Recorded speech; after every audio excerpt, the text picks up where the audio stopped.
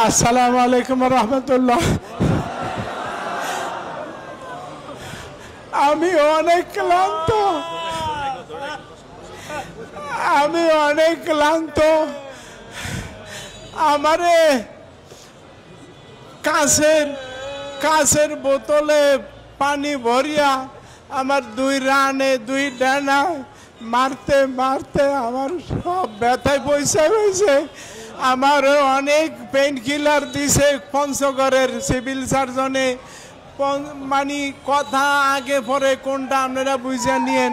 আমারে গত আপনি না বুঝলে খতিব সাহেবদের সবাই আমি সাবধান করার জন্য বলতে চাই।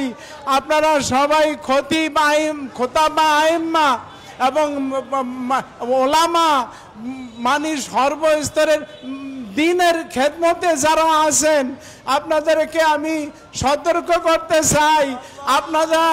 আপনারা সবাই সতর্ক থাকবেন। কাকে কোনখান দিয়ে কবে কে কিভাবে কি করে এটা আপনারা জোকের কাজ থেকে কৃষক যেরকম সতর্ক থাকতে হয় আপনারা এরকম থাকতে হবে। আর নইলে আমি কোন বাংলাদেশের সকল ইসলামী দলকে আমি ভালোবাসি, কিন্তু আমি কোন রকমের রাজনৈতিক দলের সদস্য না। আমার একটা দল আছে, ওই দলটার নাম হইল উলাইকা হিজবুল্লাহ। আল্লাহর দল ছাড়া আমার দল নাই। ইসলাম নিয়া যে যদ্দুর খেদমত করে আমি তাকে তদ্দুর ভালোবাসি।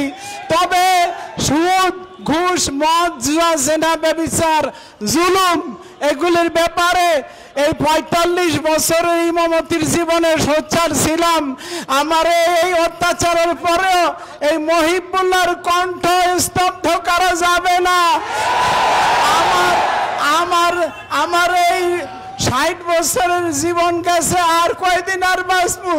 আমারে যেইভাবে মহাসড়কে আন্যা রাখছে মায়ের পিঠের পরে, অত্যাচারের পরে, একটা গাড়ি গেলেই আমি শেষ হয়ে যাইতাম গত পরশু রাত্রে। আমারে গত ডিসেম্বর মাস, ডিসেম্বর, ফেব্রুয়ারি, জুন, আগস্ট এই 4টা মাসে আমারে 4টা চিঠি দিছে বেনামে। প্রথম চিঠিটা লাগছে আপনি করিয়া, এরপরে চিঠিটা লাগছে তুমি করিয়া, এরপরে 2টা চিঠি লাগছে তুই করিয়া লাগছে। যে অনেক লম্বা, তো আপনারা সংক্ষেপে যে কটা মনে আছে ওই কটা বলি। 1 নম্বরে লেখছে, আপনারা সবাই টার্গেটে আছেন। ইমাম সাহেবেরা খতিব আইম্মা ওলামা ঘুমাইয়েন না। আমি বুড়া মানুষ, আমাকে এইভাবে টার্গেট করছে। আমি আর কোন কাজে লাগি? বুড়া মানুষ কতদূর পারি? একটু দৌড়েই তো পারি না। আমি ব্রেন টিউমার অপারেশনের রুগী, কিডনি অপারেশনের রুগী, দুর্বল। আমাকে যেইভাবে টার্গেট করছে, আপনারা কেউ মুক্ত না। আপনারা খেয়াল করেন, লাগছে যে 1 নম্বরের দাবি না, এটা আদেশ করছে তুই এবং আমার কমিটির সেক্রেটারি, ক্যাশিয়ার সহ সবের লেখছে যে তোর খতিবেরে বলিয়া দে, এবং আমাকে লেখছে খতিব তুই। 1 নম্বরের আদেশ হইল অখণ্ড। আপনারা খুব কান খুলে শোনেন, মনে রাখতে চেষ্টা করবেন পয়েন্টগুলি। অখণ্ড ভারত মাতার পক্ষে কথা বলতে হবে। কারণ পূর্ববঙ্গে, বাংলাদেশ স্বীকারই করে নাই, লাগছে পূর্ববঙ্গের ভারত ছাড়া আপন কেউ নাই। এই 1। 2 নম্বরে লেখছে ইসকনের চিন্ময় কৃষ্ণ মহাপ্রভুর জামিনের ব্যাপারে তুই মিম্বরে বসিয়া কৌশলে কথা বলবি। কৌশলে এক পক্ষে আমার কথা কইতে হইবে। আমার আদেশ করছে কৌশলে কথা বলবি, এবং বলবি তাকে আটকে রাখা ঠিক হচ্ছে না, এইভাবে তুই কথা বলবি। 3 নম্বরে লেখছে বাংলাদেশের সকল ধর্মভিত্তিক দল বিএনপি এবং এনসিপির বিরুদ্ধে কৌশলে কথা বলবি। আরো লেখছে এনসিপি পূর্ববঙ্গের সবচেয়ে বড় শত্রু।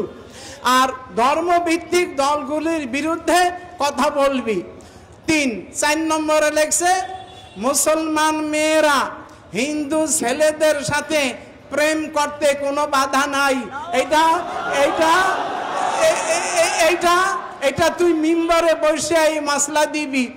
এরপরে লেখছে তোদের বাইতুল মুকাররমকে ঘুরিয়ে দেওয়া হবে। আমাদের কথা মতো যদি তোরা চলস, এবং এই সেক্রেটারি ক্যাশিয়ারের আদেশ করছে তোদের ক্ষতি বেড়ে চাপ দিয়ে যদি এই কথা বলাস, তাইলে তোদের প্রত্যেককে 1 কোটি রুপি করে দেওয়া হবে। টাকা লেখে নাই, রুপি লেখছে, 1 কোটি রুপি। আর প্রথমেই যে লেখছে টিএনটি কেন্দ্রীয় মসজিদের আধিকারিক। এটি কোন দেশের ভাষা আপনারাই বুঝিয়ে নিয়েন। বাংলাদেশে কর্মকর্তা, অফিসার বা দায়িত্বশীল এরকম লেখে, কিন্তু ওই সমস্ত দেশে লেখে আধিকারিক, লেখছে টিএনটি কলোনি মসজিদের আধিকারিক। তোদের বলছি, তোদের ইমামেরে এর আগে 10টা সিটি দিছি, আসলে দিছে 4টা, লেখছে 10টা সিটি দিছি, সে একটারও মূল্য দেয় নাই, তবে তার জীবন দিয়ে আমাদের সিটির মূল্য পরিশোধ করতে হবে, এই লেখছে।